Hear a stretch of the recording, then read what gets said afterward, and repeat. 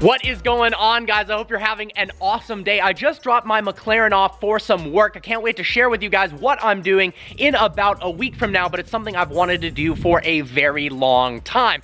Now today I've got to take care of a ticket. I actually don't get a lot of tickets and I haven't been to the local CHP office. So I'm gonna film the interaction and see what goes on when you actually get a ticket written off. For those of you who missed the video, the reason I got a ticket was because of this right here. This is my German license plate, a temporary license plate that you get on European delivery. Took delivery of this car in Germany, drove it around for about a week, so they insure it and put a temporary plate on it that actually says it expired December 22nd, 2017. I've left it on the car because it looks so dang cool. It's streamlined, it's small, the colors are awesome, and also gives a little reminder, a little memory of that experience. Unfortunately, when I took delivery of the car in Germany, because you've got to have front plates on the car when driving around in Germany, they drilled 2 holes into my front bumper. Not super stoked about that, but I don't have a license plate on the front, which also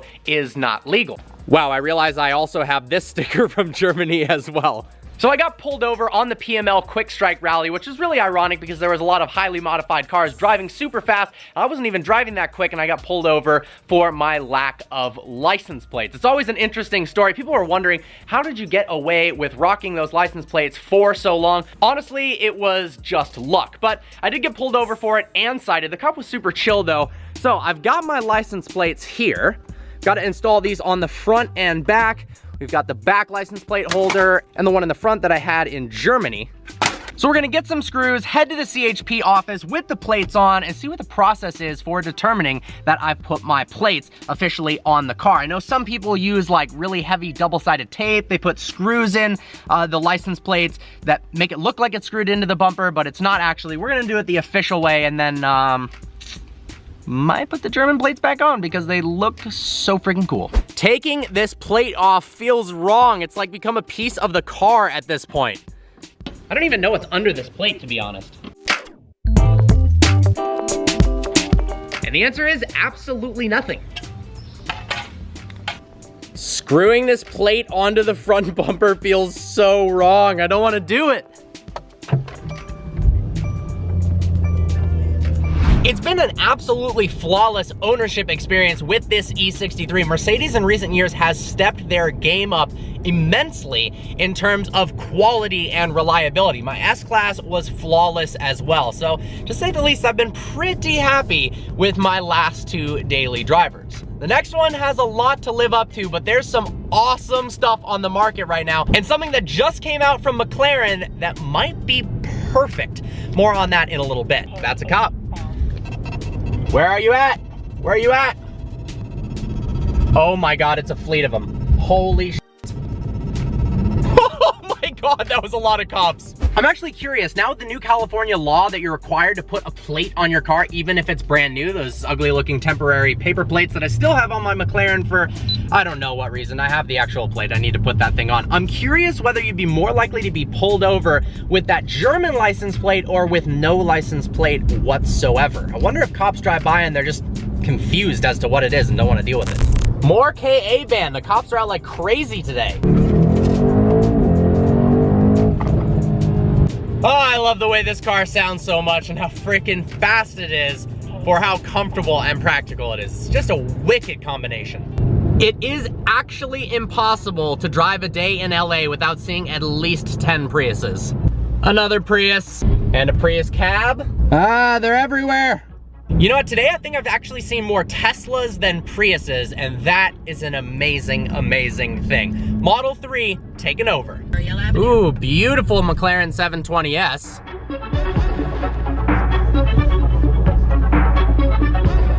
I like that color. Look at the size of this spoiler on the Mustang.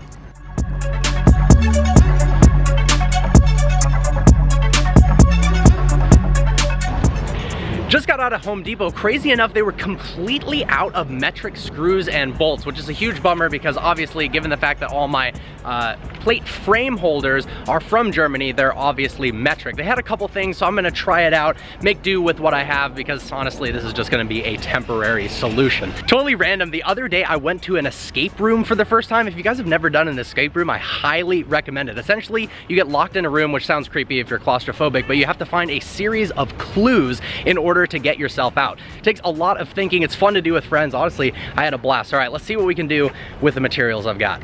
The guy at Home Depot was thinking that this is an M6 bolt and they didn't have any of those. This is for the rear license plate. So I'm just gonna screw the license plate directly into the car, and then on the front, I've got some screws for the front end.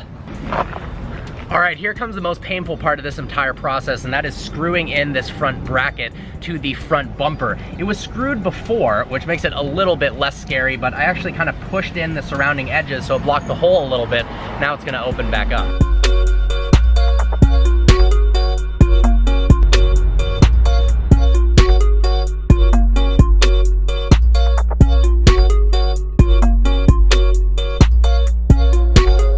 Nice Stingray over there. It's actually got something in common with the car I'm gonna be talking about later on in the video.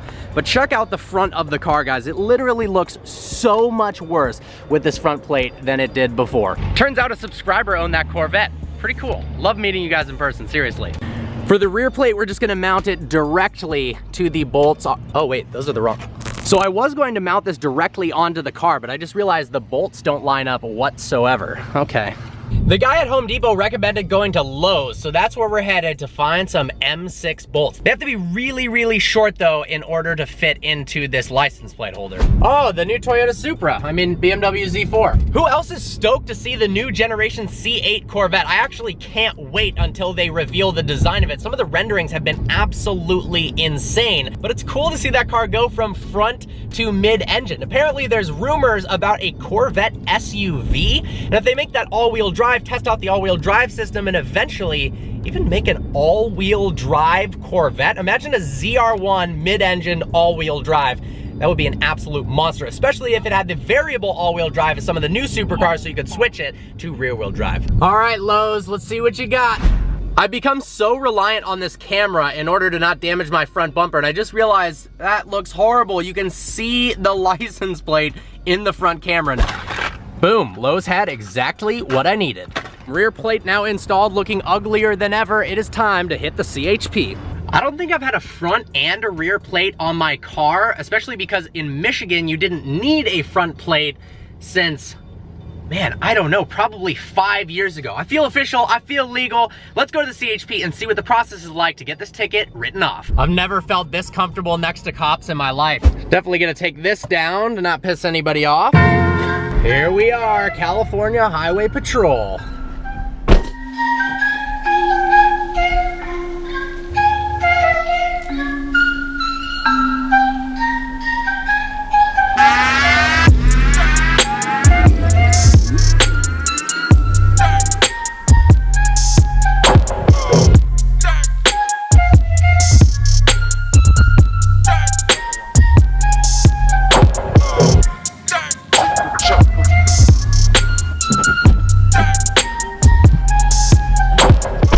Ticket is corrected. Well, that was super quick and painless. They didn't even pull on the license plates, but they are officially attached. Funny enough, the cop had seen my Uber videos in the past. He was trying to figure out where he had seen me from, and I was hoping it wasn't me being pulled over, but it actually turned out to be me in the Uber videos, and he was actually a fan. Turns out the guy actually races cars, so he was asking me about what tracks I've been to in the area.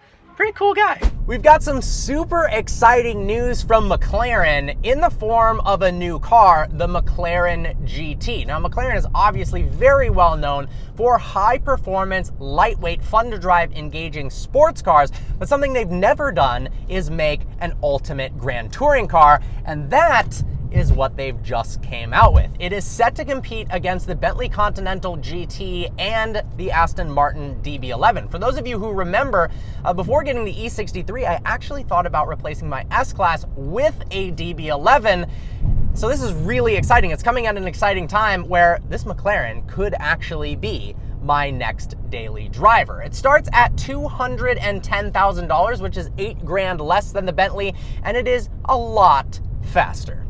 You guys might remember the 570 GT. That was a grand touring version of McLaren's Sports Series model, the 570S. It had a really cool hatchback design that opened sideways so that you could more easily put luggage inside. It had a bit more space, it was more comfortable, a little bit more luxurious in the inside, but at its heart, it was still a Sports Series car. Now McLaren has stepped outside of the Sport, Super, and Ultimate series to create an entirely new car built from the ground up to be comfortable and practical over long distances, and that is the McLaren GT. It's higher off the ground than the 570 GT, so it's easier to get in and out of steep inclines, makes it more comfortable to drive so you're not worried about scratching your front bumper. It's also 6.1 inches longer, which means more space in the cabin and more storage space as well. The McLaren GT packs a heck of a lot of power, as you'd expect from something from McLaren. It's got a revised new version of the 4-liter twin turbocharged V8 that you're used to seeing in cars like the McLaren 720S.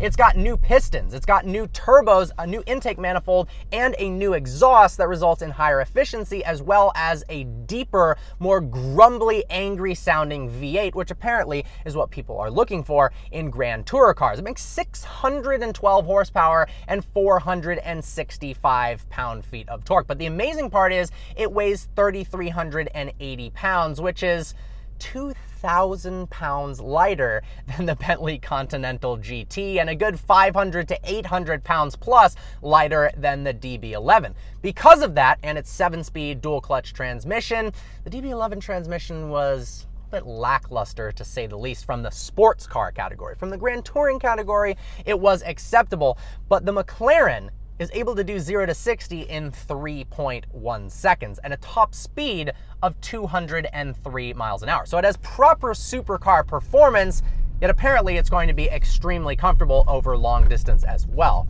That is an exciting proposition. It's a lot faster than the Bentley Continental GT at 3.6 seconds to 60 and the DB11 at 3.9 seconds to 60. The new car is stunning, which honestly, I wasn't sure what I was going to think of it at first, because McLaren, as of recent, when they launched their new cars, they usually take the world aback. It's honestly feels like it's so advanced that our brains can't comprehend what's going on. It happened with the 720S, it certainly happened with the McLaren Senna, and then as people saw them more and more, and in person, the looks grew on them. But with the McLaren GT, I think it looks amazing right out of the box, just from the pictures and videos that I've seen online. The front end looks aggressive. It looks kind of like the combination of an 812 Superfast, a Lotus Evora, and a 720S. All great looking cars kind of combined into one. It looks a lot more like a supercar than you're used to in Grand Tourers. The DB11 and the Bentley Continental GT look elegant and refined, but they're smooth and they don't have this supercar appearance to them. McLaren tried to refine the design, make it look classier and more mature, but I think it still has some of those playful characters that you're used to seeing in McLaren's. The side of it is absolutely ridiculous. It's got massive intake vents, kind of like the McLaren Senna, and then at the rear end, it looks similar to a 720S, but almost like it's ready for a rally stage. Now, the suspension doesn't use proactive chassis control like in the 720S. We've got proactive damper control, and it uses these advanced optical control technology to scan the road ahead for imperfections and adjust the suspension setup in as little as 2 milliseconds for the optimal ride. That means if you're going over harsh bumps, it's able to predict what's going to happen in the future, soften it up for you so it's more comfortable over long distances. Or if you're in track mode and it anticipates corners ahead, it's going to be a little bit firmer. It actually has self-learning technology, so it's going to learn the road, learn your driving behavior, so it knows how to adapt even better and better over time. Pretty crazy. McLaren says this is going to be the most comfortable to drive McLaren of all time, which is pretty awesome considering the fact that cars like the 720S ride over bumps seamlessly well, and that is a full-fledged sports car. So to imagine actually more comfortable McLaren is pretty exciting. And given the fact that it's a McLaren, it's going to be incredible to drive when you do put it in track mode and want to push the boundaries of the car. That's what I think I'm most excited about with the McLaren GT is, yes, it is a GT car. It'll be comfortable on a daily basis. I'll talk about the storage space. There is a ton of it. but it's also going to be really, really fun to drive in the canyon roads, something that the Bentley Continental GT and the DB11 wasn't really all that good at. They felt, you know, more sluggish, more refined, more luxurious, but they didn't have that dual personality. On the interior, the seats have more padding for the shoulders and the back to make it more comfortable over long distances. We've also got a new 12.3-inch updated infotainment display that says it's going to have a lot better graphics, a lot easier to use, and higher technology. Honestly, the current infotainment systems in the McLarens are okay, but they definitely could be improved, especially when I'm sitting in this E-Class that feels like the most advanced computer on the road. The entire interior has been designed and shifted from a focus of let's make this feel like a race car to something more opulent and comfortable. We've got more space in the interior, the armrests have been redesigned for a more relaxing feel, but then you've got something that you haven't seen before in McLarens, and that is more attention to detail in terms of the luxurious components in the interior. We've got tons of aluminum for the switchgear that's got really high quality feel and look to it. We've got soft Nappa leather. You can also upgrade to soft hides. And then they even have optional cashmere as an available interior material. That's right, cashmere in your McLaren. How crazy is that? There's also 6 ambient light colors to choose from. I love when they add ambient lighting. It's not really a common thing in a supercar, so it's exciting that they are putting it in a McLaren. We've also got an optional electrochromatic roof where at the touch of a button, all of a sudden it tints up, so it allows less sunlight, and then at a click of another button, it opens up like you're in a convertible. We had this on the 720S Spyder, absolutely loved that feature. Now, one of the biggest things that makes the McLaren GT so practical is its storage space. Well, I've got an okay amount of storage space in my McLaren. This takes things to a whole nother level. In fact, they had to do things to the powertrain in order to incorporate that large trunk space. The car is mid-engine, not something you're used to seeing in a GT class, partly because it makes it more difficult to have a large amount of trunk space. And its competitors, to be honest, the majority of them do have rear seats. That's the only real downside that I see of the GT is it is only a 2-seater and not a 4-seater. Although the 4-seat layout usually is pretty much useless, but you can use it for extra storage space. So they actually lowered the engine, the top of the intake plenum, by 120 millimeters, lowering the car's center of gravity and also allowing for more storage space in the rear. It's got this really cool power tailgate that opens up, kind of reminds me of a C7 Corvette. C7s have so much space in the back, which honestly is a really appealing reason to buy one, and now McLaren has gone even further. We've got 14.8 cubic feet of storage in the back of the new McLaren GT. For reference, that's only 0.8 cubic feet less than a Toyota Camry, your typical quintessential family sedan that has plenty of storage space in the rear trunk, and this McLaren has almost as much. Then you get 5.3 cubic feet of storage space in the front for a combined 20.1 cubic feet of storage. It's enough to fit a set of golf clubs. It's enough to fit a snowboard, tons of carry-on bags, and enough luggage to have a really fun road trip. In fact, that's double the storage capacity of the DB11's trunk. Overall, the car looks really fantastic. I'm excited about the exterior design as well as the interior. I'm hoping in the next couple of months I'll go on the launch event for the McLaren GT and give you the experience of what it's actually like to drive a McLaren that's been refined. I'm curious to see. I was talking with fellow YouTubers, Shmee150, JWW, and Seen Through Glass. I wonder if they're gonna make an LT version of their Grand Tourer.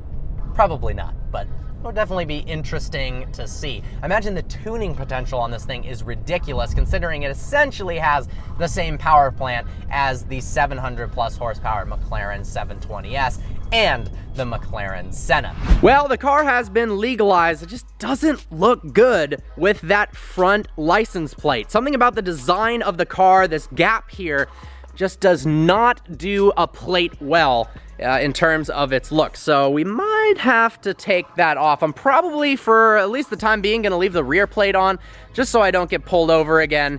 I do love the way the German license plate looks, but there's something to be said about driving around and being nervous around cops. Anytime a cop pulls up behind me, even if I'm not speeding or doing anything, I always feel nervous just because of the plate. So It's kind of nice to have peace of mind. Probably a black and yellow custom plate would look really good on the back of this car. I am super pumped, guys. There are a lot of epic cars out there that could be a perfect replacement for my E63. I've got a Urus lined up for a more long-term multi-day review so I can get a better feel for that. I've also contacted BMW about getting an M5 Competition. So we're gonna be getting an M5 Competition because I think that could also be an amazing successor to this car on the channel.